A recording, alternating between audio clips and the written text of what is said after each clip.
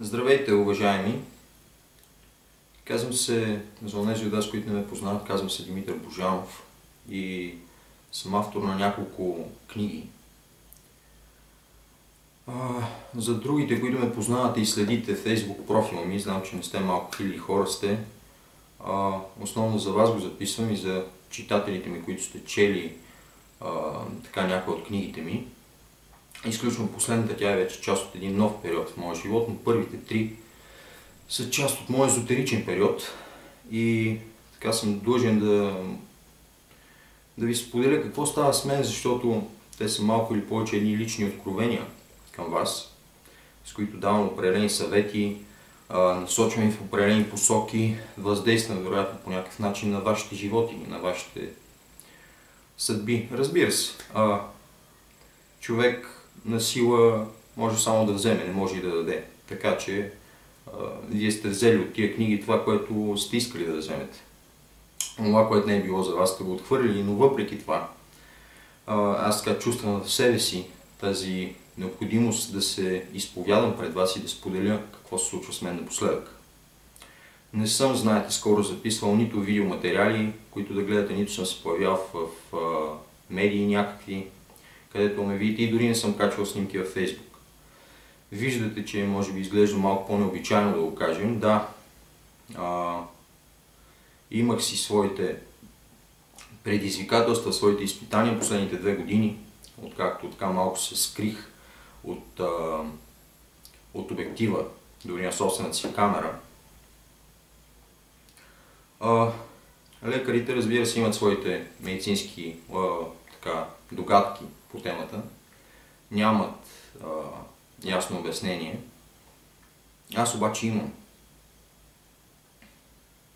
Още в езотеричните си книги говорех за това как Бог, тогава вярвайки в един малко по-абстрактен Бог, който може би по-близък до повечето от вас, да говорех как Бог ни дава обратна връзка с всички събития в нашия живот. И ни казва дали вървим на прав път или сме се объркали. Дали сме направили правилните избори или е добре да коригираме нещо. Това, което се случи с моята усмивка, която Бог ми отне при известно време, идваше да ми каже, че може би е добре така да се гледам по-добре в пътя, който съм поел и пътя, по който малко или повече вдъхновявам и други хора да вървят. И дали това наистина е верният път. И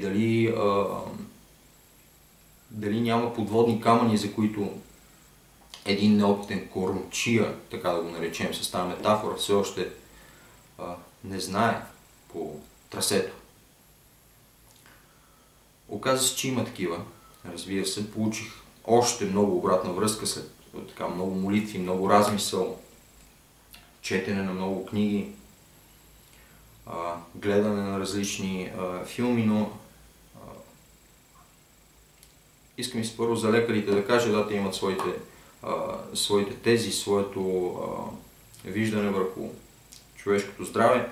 Преди съм се изказвал непочтително за неведнъж при това, публично и през Facebook профила си, през различни видеоматериали, съм се изказвал непочтително за лекарите, за медицинската професия като цяло. И използвам сега тази възможност, за да публично да се покая пред вас и да кажа, че съжалявам. В смисъл, не съжалявам, защото това е било и някакъв опит за мене, но пък се разкаявам, защото съзнавам, че не съм бил прав да хуля хората и те са съвсем добронамерени, знаем медицинската професия, макар навсякъде има гнили ябълки, във всеки един бранш, във всеки един сектор, във всеки един аспект на нашия живот, където хора са замесени, има и гнили ябълки, разбира се, но има и наистина много читави хора, наистина много доблестни хора, които с чисто сърце вършат своята работа.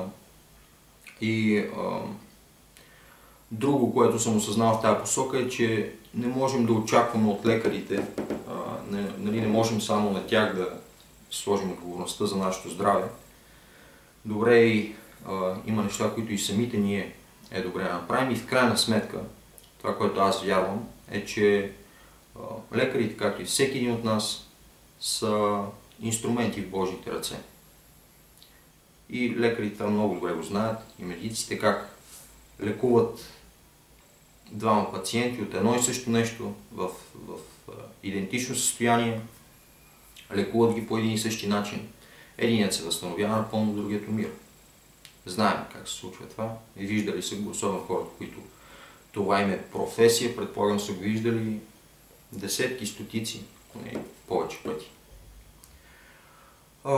Така че аз вярвам, че да, лекарите, медиците и хората, които се занимават с нашето здраве, с цялото ми уважение към тях, те правят каквото могат, каквото е достъпно до тях, до тяхното знание, до тяхното разбиране, но ултимативният лечител, ултимативният лекар, този, който решава кой ще живее и кой ще умре, този, който решава кой ще получи облегчение и кой няма да получи облегчение, този, който решава кой ще бъде изцелен и кой няма да бъде изцелен. Ултимативният изцелител, всъщност единственият изцелител, е Господ Бог. Как стигнах всъщност до всичко това? 3 книги имам езотерични, от които, както знаете, уния от вас, които следите Facebook профила ми, профилите ми, те са 2, с по така известен брой хора, които ги следват в смисъл, че четат новините, които идват от моя милост. Знаете, че се отрекох от тия книги. Защо? Някои казаха радикално много. Много е крайно, включително и семейството ми, и близки, познати, да не говорим за издателите ми, които бяха наистина така скандализирани, не, но разтърсени от новината, да го кажа. Но не мога да крия това. Не бих бил искрен с вас, ако продължа да рекламирам нещо, което аз не вярвам вече. Защо казвам не вярвам? Защото след като изследвах години наред, и вие знаете особено онези от вас, които са следили книгите ми, и с чисто сърце съм го правил, но нека да кажем, чисто сърдечните не са застраховани от грешки. Искрените хора не са застраховани от това да се объркат някъде. И с чисто сърце аз години наред търся истината за себе си, търся истината за смисъл на нашия живот, истината за Бог, истината за нашия произход, истината за това на къде сме тръгнали, какво ще стане след като умрем. Защото отдавна си давам сметка, че макар да прозвучи грубо, то е самата истина, но всички ние, аз и всички вие, които гледате това, сме нека си го кажем, с смъртна присъда в този свят. И никой от нас няма да се измъкне. Рано или късно всички осъзнаваме, че каквито и блага материални да привлечем към себе си, каквото и да имаме в нашия живот, в този материален свят, то рано или късно ще стане на пепел, на прах. И най-великите ни човешки открития, и най-невероятните машини, които сме създали, и най-несметните богатства, които имаме, те рано или късно ще станат на пепел. Същото ще се случи с нашите тела, както добре знаете. И мен така изключително живо винаги ме е вълнувал и продължава естествено да ме вълнува, макар вече да имам значително по-добра яснота какво се случва и така какво предстои, за нас ще ви кажа защо така вярвам. Но рано или късно всички разбираме, че тук нещата са с крайен срок и така всеки един от нас вътре в себе си го има това търсене, го има това желание да разбере какво следва. Аз също го имах, написах тия 3 книги. Кафе за събуждане, която е така доста известна, от уста на уста, хората си я раздават, чели са много хора. След това Епохата на безсмъртието, после Розовия слон, тия 3 езотерични книги, които аз вече, официално го казвам, да се знае, ако някой от вашите приятели, и вие препоръчват или нещо такова, да, прочетете, може би, както за мен това са били едни стъпала в моето духовно развитие и израстване, може би това и за вас ще бъдат някакви стъпала. Но знайте, че от сегашната ми перспектива, от сегашната ми гледна точка, аз просто не бих могъл да ви препоръчам вече тези техники там, които съм така споделил, не че не биха били полезни, може би биха били полезни, просто аз не вярвам вече в тях. И ще разберете сега, ще чуете моето свидетелство. Очевидно е за християнството, не случайно зад мен има кръст, не случайно на врата ми има кръст, не случайно Библията е до мен. И търсех дълги години, написах тия книги, но обратната ми връзка, вместо да се подобри, както очаквах и както аз искрено вярвах в нещата, които пише. И искрено вярвах, че това е така, Бог ни дава обратна връзка с нашия живот, с събитията в нашия живот, с хората, които ни изпраща, с книгите, които ни дава четем, с филмите, които ни пуска да гледаме. Обаче моята обратна връзка в един момент беше много добра, в самото начало, беше положителна. Макар да, ако трябва да съм честен, да стартирах малко или повече, да стартирах като един самозванец. Както и да го погледнем, това е самата истина. Нямах, може би, достатъчно опит да говоря такива неща. Имах известен, разбира се, всички имаме, нашия живот е, затова е дадена ни е свободна воля от Бог, да избираме, да видим това така ли, това така ли, да преценяваме, да размишляваме над нещата, да видим до какво ще ни доведе. Но малко или повече, воден може би не само от чисто алтруистични, а и от някои други цели, като да се реализирам, такива материални в нашия свят, които от една страна са. Всички ги имаме, разбира се, са напълно нормални, но когато стане въпрос да водиш хората в някаква посока и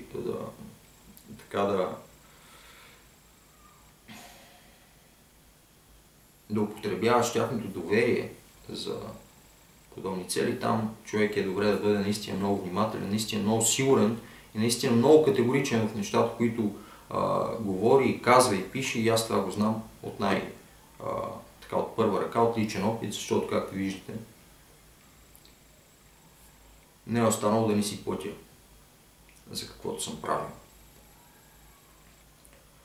И обратната ми връзка, особено в началото на първата книга, беше положително, там не говорех нищо така конкретно срещу християнството, напротив, там насочвах, макар и очевидно от една малко по-еклектична, синкретична гледна точка, все пак насочвах хората към идеята за това, че Бог е истински, че Бог съществува, че Той е част от нашия живот.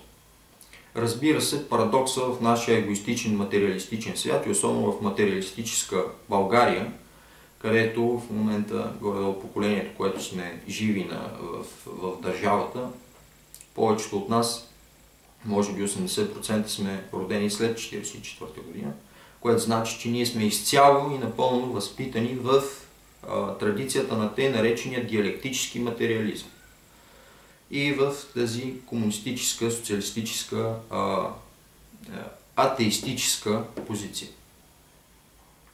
Така че за нас като цяло не е никак лесно, и за мен може би не е било, и може би затова Бог ме е превел през езотериката, за да мога леко по лека да ми разкрие своята истина, защото изведнъж нямаше как да стане. Аз бях на светлинни години от всичко това.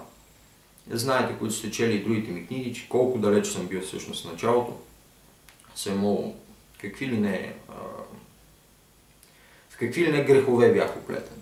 Слава на Бога, леко по лека в годините Той ме изведе и вече дори и цигари не пуша.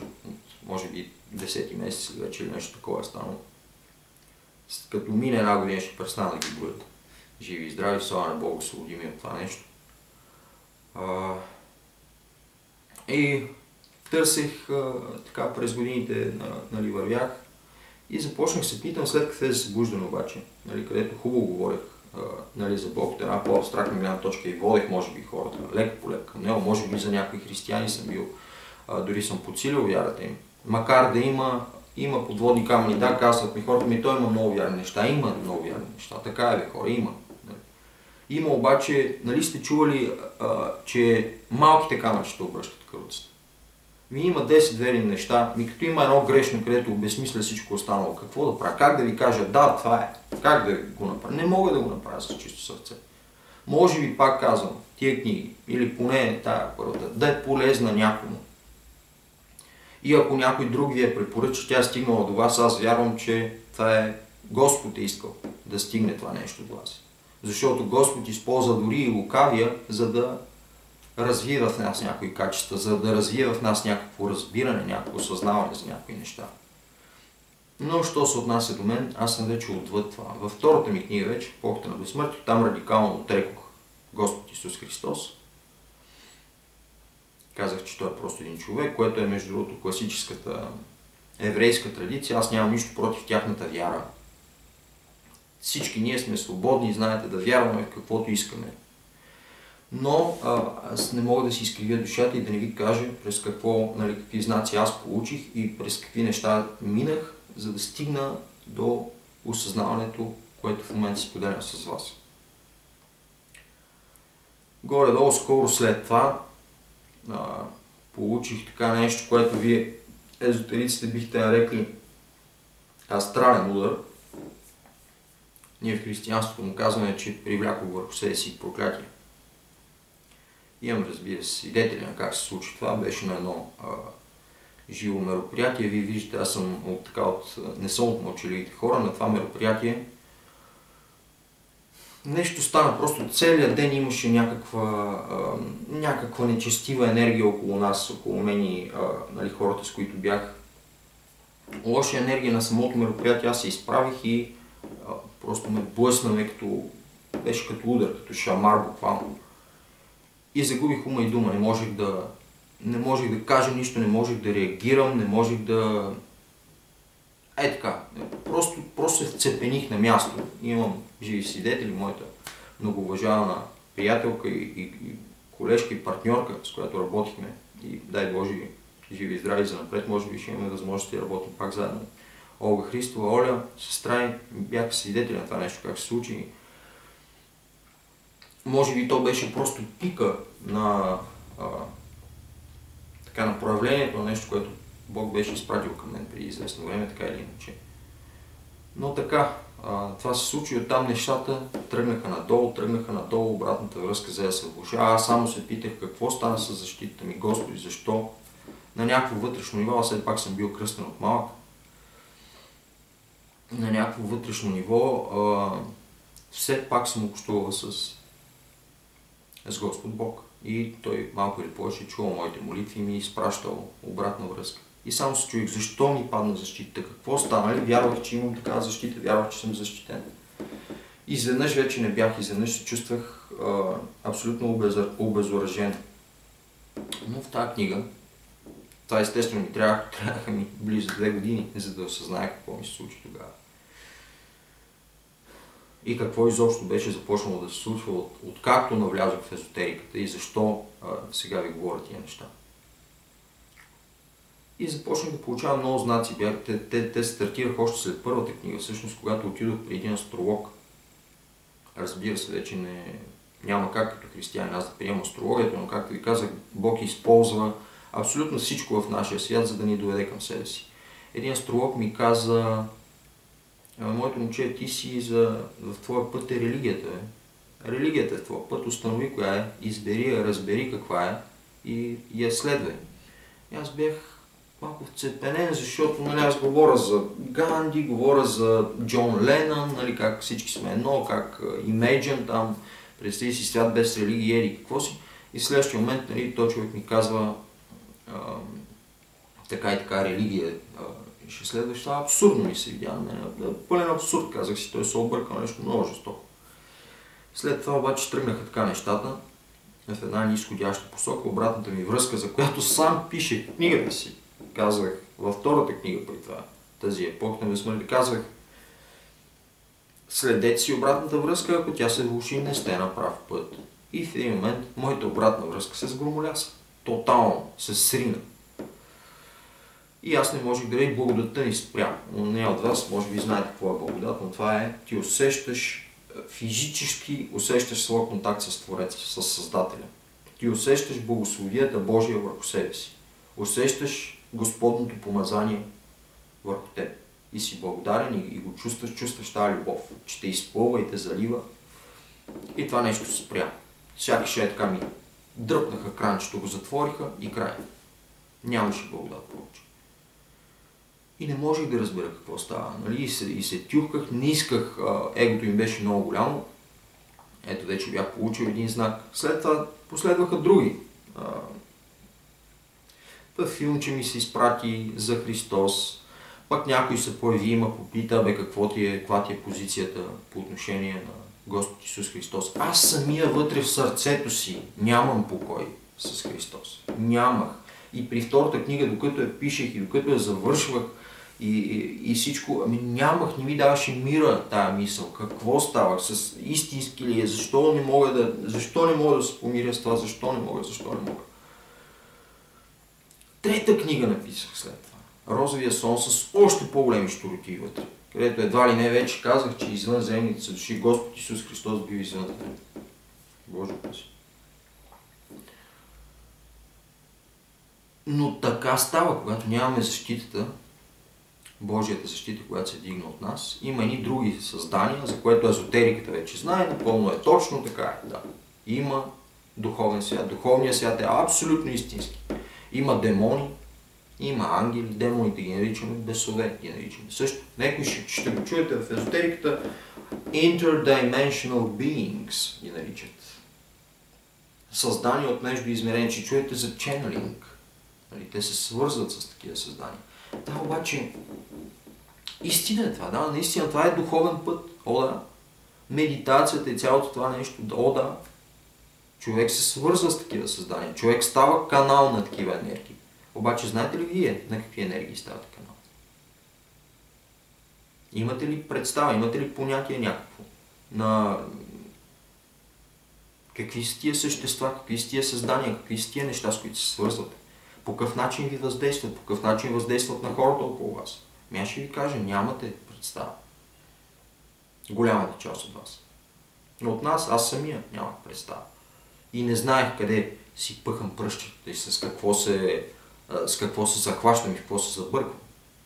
Не си давах сметка колко истинско е всъщност. Покрай другите знаци, па някой ми подари кръстче, па някой ми подари иконка, па някой ми каже, че се бил молил за мен. Аз им викам, не ме занимавайте с това, Христос бе хора, махнете се от тук с тия щуроти. В същото време нещата в моя живот се влошават, стават все по-зле и по-зле и по-зле. Аз се чувствам все по-далеч от Божията благодат, безпокойството ми расте, обратната връзка се влошава. Да, тук там се случи по нещо хубаво, нали, горе-долу на мускули. Се опитваме да издеяним, но трудно и все по-трудно. И срещам, преди може би около година или малко повече, втори знак, такъв, който се появява много значим по пътя ми, защото това са моменти, в които, като ви казвам за тия знаци, това са моменти, да не говорим за сънища, които съм имал, няма да влизам в тия подробности. Това са тия моменти, в които ти усещаш Божието присъствие, ти знаеш, че Бог иска нещо да ти каже много важно с това, което ти се случва в този момент. И бях в една дискотека, което е изключително необичайно за мен място. Аз не пия алкохол, вече и цигари не пуша, както разбрахте, да не говорим за наркотици, нали, или такива щуроти, каквото съм правил на времето, да ме прощава Господ. Нали. Той си ми е простил, слава Нему, и ме освободил и от това, дори преди да вярвам още в Него, в истинността на Неговото Слово.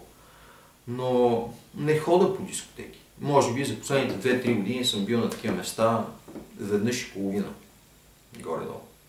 2-3 пъти максимум. И в един от тия случаи, сред чудесни хора, между другото мои познати и приятели, срещнал с един познат, който никога не сме общували с него. Знаем се по физиономия, виждали сме се в общи компании, особено преди в щурите ни години. Знаем се визуално, знаем се кой е, но никога не бяхме говорили. И тази вечер така става, че той заставаме в дискотека един до друг и почваме да говорим, какво става с теб, аз нали се фукам с моите, нали, тук във Фейсбук, колко хора ме следват, колко специален съм станал с тия езотерични неща, ето и говоря как съм открил вече Нали, голямата истина за света и той ми каза: Батенка, и аз вика, много съм е търсил. И съм разбрал, че за мене, вика, може и в други вселени, ако съществуват, да има и други неща, някакви, за които ние не знаем, обаче, вика, в тази вселена шефът е един и това е Господ Исус Христос. И като ми го каза това, направо ми отряза главата. В същия момент пък аз бях получил, значи било е миналата пролет, защото бях получил една мартеничка от друга, от скъпа моя приятелка, с кръщина, което беше поредния знак. Нали, поредния, нали, една от, примерно, трите мартинички, които съм получил тогава, защото не ходя някъде, нали, нямах толкова много контакти. Но една от мартиничките, нали, като изключим тази от майка ми и от някакви близки приятели, беше тази приятел кръщи, което нека си пак беше такъв момент, в който аз го видях и може би съм задал пак вътрешен въпрос: Господи, кажи ми каква е истината, кажи ми къде да те търся, къде да те намеря, какво да направя. И говоря с този приятел, който ми казва това и направо ме удари като смокър парцал. След това не мина още някакво време и срещаме пак от стечение на обстоятелствата, срещам една жена, която така твърдеше, независимо дали е наистина било така или не, но твърдеше, че има тази дарба, която има в християнството, наричаме това дарби от Светия Дух, че има тази дарба да разпознава духове и да вижда в астралния свет. И докато се заговорихме с нея, докато отворихме приказка за, нали, с какво се състояние, тя ми каза: хубаво, че тия неща, нали, ти ги говориш, обаче ти знаеш, че в момента става най-известно, става личното взаимоотношение с Господ. И аз, нали, шок пак. Викам, тук, край, тук пак ще ме забатачат при този Исус Христос и вече не знам вече какво да правя, вече до гуша ми е дошло едва ли не, от цялата тая работа. И говорихме малко и с нея. Тя естествено, да, каза ми: приел ли си Христос? Аз бе, да, кръстен съм, ама. Нали, това бе, не отричам християнството, ама. Не осъзнавайки, че това е, че Господ ни е дал, това е вселенски код за връзка с Него, за директна линия с Бог. Както и да е. Същата вечер реших, че вече не мога повече. И си казах: какво толкова? Ако наистина Господ Исус Христос, ако това е истина, нали, ако Той е истинският Бог, ако това е истинският начин да се свържа с Него, хубаво ще ги кажа тия думи. Ще застана в момент на искреност, ще бъда пред себе си, ще застана така и ще кажа: Господи Исус Христе, помилвай ме. Покайвам се пред Тебе, помилвай ме. Прости ми греховете, приемам Те в сърцето си, помилвай ме. Ако това са просто думи, какво толкова ще стане? Нищо няма да стане, си продължи, ще кажа на хората: тук са, изследвах будизма, изследвах хиндуизма, изследвах кабала и сега ще изследвам християнството, какво толкова? Да, обаче, в момента, в който казах тия думи, пуснах си някаква проповед. Евангелска, може би това беше по-близко в този момент до мен. Държа да подчертая, че съм че ако ще трябва да се делим и да ме питате какъв точно християнин, съм православен християнин съм. Ходя в православни църкви, изповядвам православната вяра. Харесвам православните литургии и чета жития на светите отци и чета от тях информация, защото смятам, че наистина това е най-близко. Нямам нищо против, разбира се, западния модел на възприемане на Христос, но там са малко прекалено свободни интерпретациите. Има нещо много характерно, нали, много хора са изключително близо, може би по-близо от много православно до истината. Обаче някои са пък много далеч.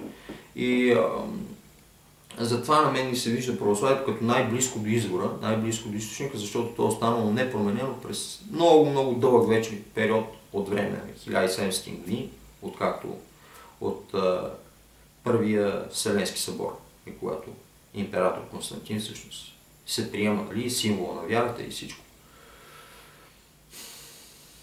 И пуснах си една евангелска проповед, в края се даде възможност. Нали, аз бях много далеч от християн, от всякаква религиозна идея. Нали. Това ми се видя, нали, някакси по-близко.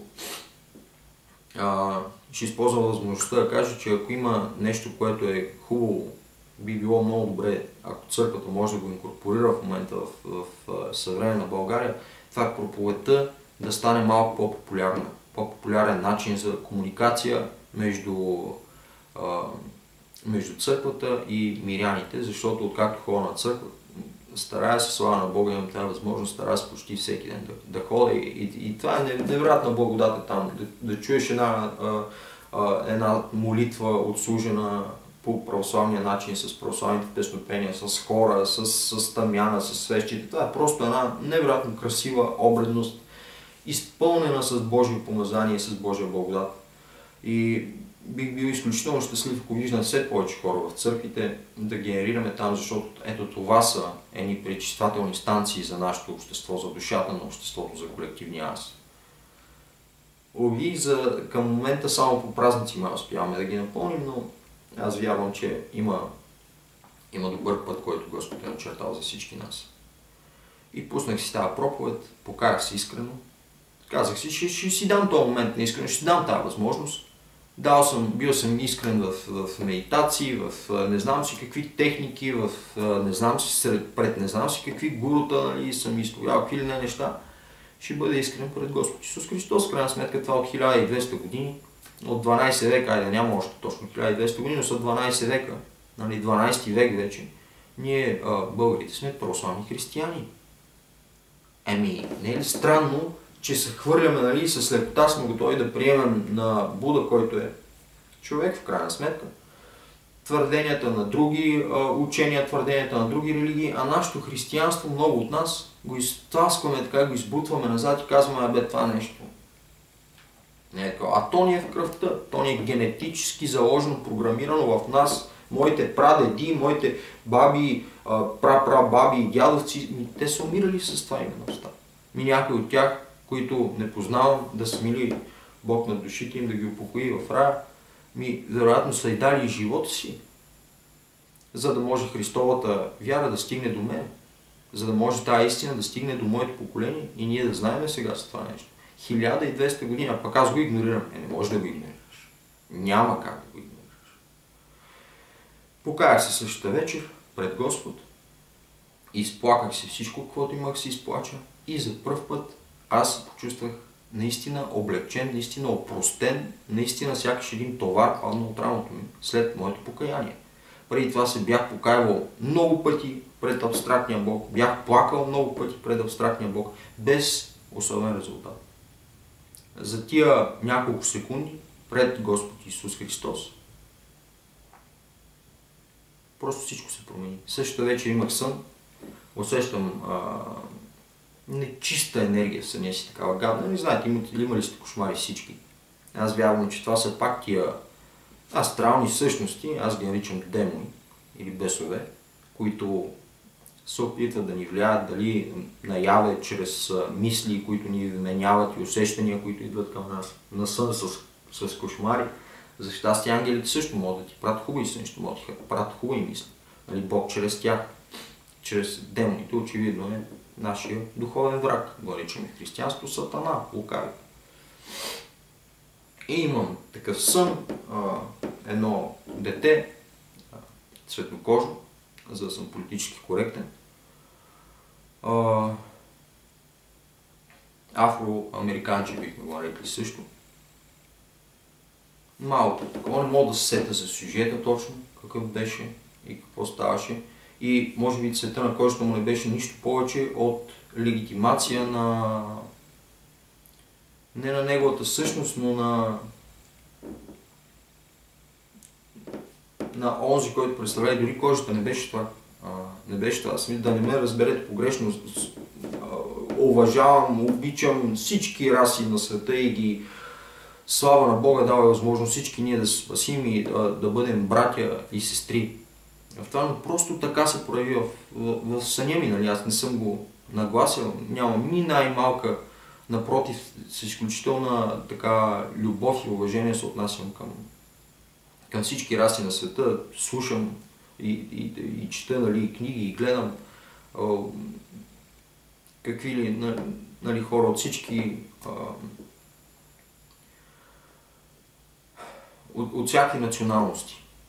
И ги уважавам и знам, че християните сме навсякъде. И уважавам, разбира се, всички хора, вярвайки, че всички ни можем да се покаем. Но това дете стоеше пред мен и усещах тази енергия и в един момент то се легитимира вече, облещайки ни бели такива празни очи. И на мен ми стана ясно, че е демон това, което е в моя сън, който така се облякал в този момент. Друг път са ми се явявали, като да не кажете, че нещо се среща и явявали са ми се друг път такива и като бели хора. Същото, имал съм такива сънища. С една... Аз тогава вярвам, че така ми се разкри просто вътрешно, че беше една конкретна жена това, но ми се яви в съня ми пак с такива светещи очи и не искам да си спомням, да помилвам нас Господи. И явява ми се това същество в този образ в съня и искам да се измъкна, искам да избягам. Гадно ми, чувствам се и не знам какво да направя. И явно Дух Свети в този момент ми каза, вътрешно, ми каза, моето момче, ти тая вечер даде живота си на Христос. Ти имаш на своя страна най-силното име в цялата вселена. Използвай. В момента, в който казах, в името на Исус Христос, махни се от мен. Съществото изчезна, съня се проясни, аз си заспах блажен и се събудих на сутринта. От тогава започнах да експериментирам, разбира се, с това. Изчаках, не го направих веднага, може би 2 месеца след като приех Господа. Аз не можех вече да говоря за езотерика. Нямаше как, защото той всеки ден ми даваше нова и нова синхроничност, ги нарича, нов и нов знак, че това е истината, че това е пътя, че няма друг път. И трябваше да го призная във Фейсбук и в момента, в който го казах, така както съм говорил за будизма, за хиндуизма, за кабала, за исляма съм говорил. Такива реакции, винаги е било приемано, той тук си прави някакви изследвания, търси някакви неща, някакви духовни отговори, търси момчето, нормално. В момента, в който споменах името Господ Исус Христос, във Фейсбук, ето седат на стената разговорите, висят. Вижте за какво става въпрос. Революция. Все едно казах, не знам какво казах все едно. А това трябваше да е. И тук сме православна държава, бе, хора. България. Това трябваше хората да аплодираме, да кажем, ето още един се събуди за истината, за прия Господа. Още един. И пак ви казвам, макар много от нас са кръстени, и аз бях кръстен. Още от 12 годишни са ме кръстили. Слава на Бога, че е вменил на баба ми тази идея, да по нейна инициатива жената кръстиха, но още тогава. Но бях неверник. Не вярвах. Повярвах в един, както не съм вярвал преди няколко месеца, вярвате ли, че сега просто не мога да приема нищо друго за истина. Това е за мен единствената истина, абсолютната истина, тоталната истина. Както ще го разбирате, аз съм абсолютно категоричен, по-категоричен не съм бил за абсолютно нищо при живота си. Преди в първите ми 3 книги, казвам първите 3, защото четвъртата е, казах ви, художествена разкази, после слово съм разказал накратко това, което сега тук ви резюмирам.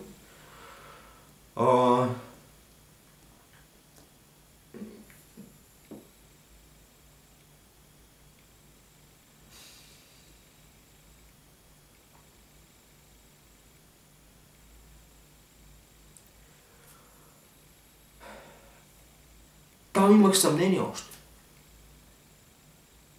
Колебаех се, чудех се. Може да е така, но може да не е така. Буда това казал, но може да не го е казал.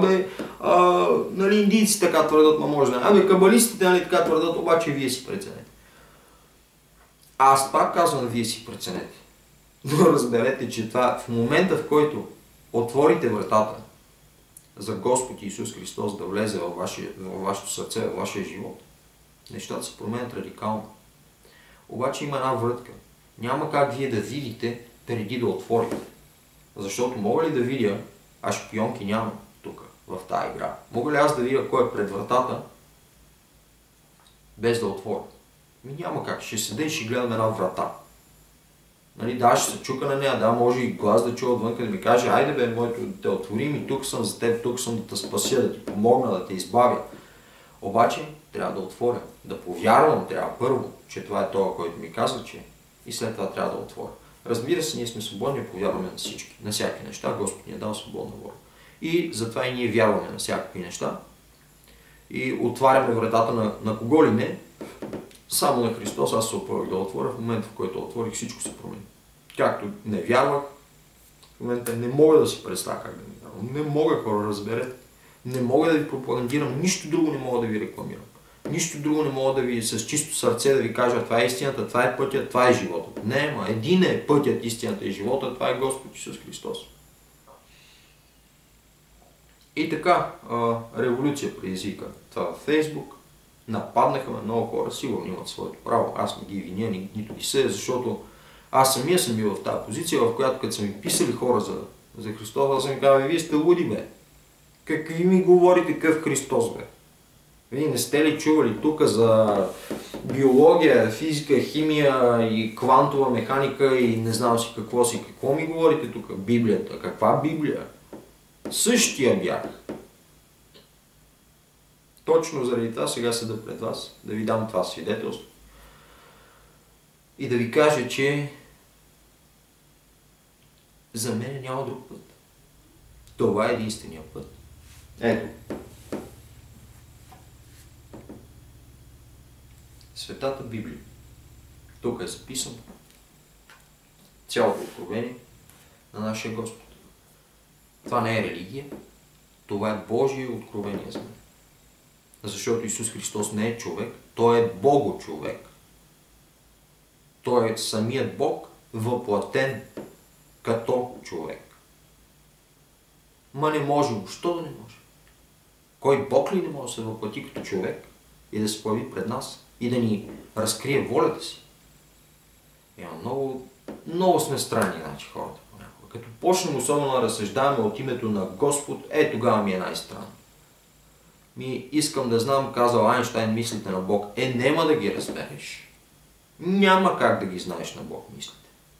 И там е казано, неведоми са пътищата Божии. Моите пътища не са вашите пътища. Не са напрягайте. Отца и Сина и Святия Дух, през Светата ни Троица. Вярвам, че Отец, това е толкова висшето ниво на Бог, което аз и вие с нашите мозъци, да го кажа най-деликатно ограничени, защото това го знаем, дори на 1000%, не на там както го, нали, дори тази теза да е вярна, че там 10% сме използвали. Има други тези, между другото, аз съм доста така, не много, но доста начетен човек. Чел съм, интересувал съм се, но има други тези, които твърдят, че 100% всъщност използвам от мозъка си.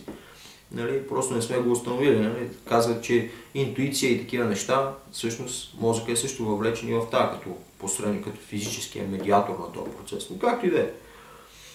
И 1000% от мозъка си да използваме, и 10 000 мозъка като нашия да използваме, и толкова да ни порасне егото, ние пак няма да познаем мислите на Бог. И ние казваме това нещо в Библията е ясно. Не се напрягайте, не се напъвайте. Също ни е казано, че човешката мъдрост, Божиите очи е смешна. Та Бог Отец е непознаваемия аспект на Бога. Но Бог по Неговата милост, Той е решил и да сведе нещата до по-познати за нас термини и затова се е въплатил като един от нас, чрез Святия Дух, в Господа нашего Исуса Христа. Ето това вярваме ние християните. Вярваме, че да, Господ е умрял на кръста на Голгота. Колкото и да се струва това на много рационалните сред вас налудничо. Що да е налудничо? Знаете ли колко исторически данни има за това? И сериозни документи са това. Свидетелства от толкова много хора. Налудничо. Както и да е. В крайна сметка, във вярата става въпрос ти да повярваш в нещо, за което нямаш непосредствени сведения. Ако ти имаш непосредствени сведения, там няма никакво упражнение. Там няма играта на доверие. И мисля, че горе-долу като цяло ме разбрахте за какво става въпрос. Христос е единственият път за мен. Старите ми книги не ги препоръчвам. Ако някой ви ги препоръча, може би Бог е искал да ги прочетете, да има някакво стъпало там за вас през тия книги. Ако ще ви препоръчам нещо, това е най-новата ми книга, разкази, те са забавни, там те са точно моят преход. Те са между езотериката и християнството за мен. Така че там още може би се долага, не може би, а се долага езотеричния елемент доста ясно, но вече го има и християнски елемент. В края после слова открито съм казал, че аз съм приел Господ и го приемам и вярвам в Него. И това е, което препоръчвам на всички вас. Като единствен, за мен поне, истинен, верен път към спасението на нашите души в този свят и в отвъдния особа. На сбогуване будните се усмихват, се казва в книгата, което е малко парадоксално предвид, че автора й може да се усмихва само така пиратската, така на една страна. Все още. И това е, което ви препоръчвам. Ако е рекал Господ, ще седна, ще напиша, даже аз, ако трябва да съм честен, имам вече, нали, естествено, Бог ме е дарил вече с такава идея, какво да седна и да напиша за посветено нему, разбира се, и на пътя ми към Господа. Вече обаче не искам аз да съм в центъра на нещата. Искам Господ да е в центъра на нещата. Не искам да го правя за собствената си слава и за собственото си егоистично напълване и задоволяване. Нямам такова желание. Виждам, че това е измамане този път на гордостта. Гордостта е всъщност греха, който проваля Сатана и го отлъчва завинаги от Господ. И Бог завинаги го отлъчва от себе си. И гордостта е тъкмо това нещо в нас, което е необходимо ние да преодолеем, за да можем да приемем Господ в сърцето си. Да, трябва да колениш пред Него. Да, трябва да жертваш гордостта си. Много ли е висока тази цена? Не мисля, че е много висока. Мисля, че е така. Дарно е от Бога. Дарно. Нищо не коства да се покажеш пред Него и да жертваш гордостта си. Празна е тази гордост. До никъде не води. На пепел става всичко накрая. И затова ви казвам, това е единствения път, който аз съм открил и мисля, че нямам какво повече да кажа, освен, какво е вярата? Като една игра, в която, нали знаете, някой застава зад гърба ви и вие падате така. И се надявате, че той ще ви хване. Аз ви казвам, че Бог ще ви хване. Доверете му се. Ако ви е много трудно, помолете му се. Кажете му, Господи, не вярвам. Не вярвам, имена, тук седа пред Тебе искрено, не вярвам. Дай ми знак. В името на Господа Исуса Христа, дай ми знак. Макар, че не вярвам в Него. Помолете се, аз ви гарантирам.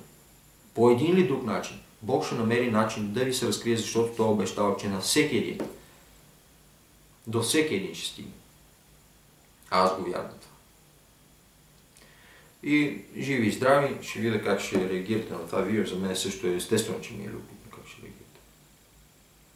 Разбира се, това няма да промени моята вяра. Както и да е, то е ясно, ще има разностранни реакции, както е винаги. Никога не може да се харесваш на всички. Ако се харесваш на всички, значи нещо не е наред.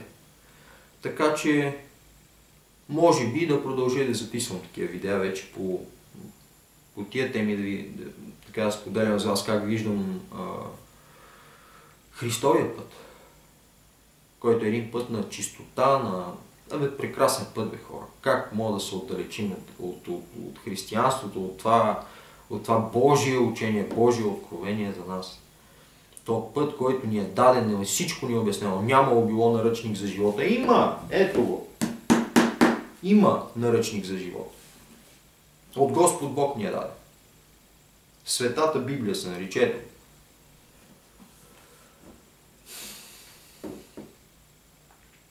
Искреното ми пожелание към вас е да намерите своя път към Бог. Защото знам, че Бог търси път към вас. И знам, че щом гледате това, и на вашата врата се хлопа. За да видите обаче, ще трябва да отворите. Благодаря ви много за вниманието и Бог да е с вас.